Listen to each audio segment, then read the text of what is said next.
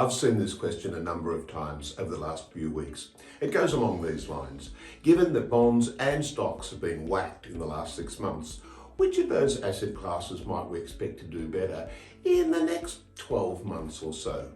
Now, those of you who know me know that I'm not much good at making predictions. My crystal ball was broken when it came out of the box. So if you want a definitive answer to that question, who's going to win between bonds and stocks in the next 12 months, you can stop watching now. I don't have a definitive answer. But the question does deserve a little bit more time. There are some things that we can say about bonds and stocks that might help us with our investment decisions. Let's start with bonds. As we know, bonds have had one of their worst 6 months returns on record. But when you look at the chart here, you can see those rising yields which have led to the negative bond returns. But you can also see that that yield may have reached an apex a few weeks ago and seems to be coming down. Now remember that the bond yields are the market's expectations around inflation and cash rate increases. What this is telling us is that the market's saying, look, we've priced in all future cash rate increases, and if they turn out to be true, then it is going to create significant hardship on households and their ability to pay for mortgages. And of course, that's coupled with higher prices for food and petrol at the same time. That means the RBA are unlikely to push cash rates any higher than what's being priced in. Now, on top of that, given the equity markets are going through a very volatile period, there's a little bit of a flight back to the quality of bonds. Remember that bonds are now yielding around 3 or 4%, where 6 months ago they were yielding 1%. So even though we can't tell you for sure whether yields will go up or down, there's a fair bit of confidence that we're not expecting yields to go much higher. In other words, bonds are probably going to be yielding around 3 or 4% going forward. What about equities?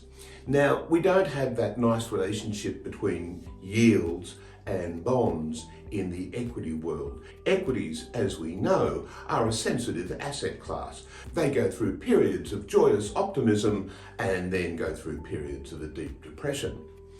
We don't know what is going to happen in the next few weeks, whether the market's bottomed out or whether there's more to go. But we can have a look at previous market downturns, and from the chart you see here, you can see this is 100 years of data. It is US data, but Australian data would be similar. Is after a 10% downturn, the market had fully recovered after 1 year, did even better after 3 years, and better again after 5 years.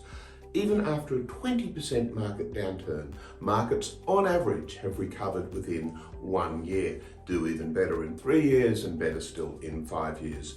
And then even in a significant downturn of 30%, then the markets still recover in a reasonably short period of time. So even though we don't know what the equity market is going to do, we can say that equities tend to recover fairly quickly from market downturns.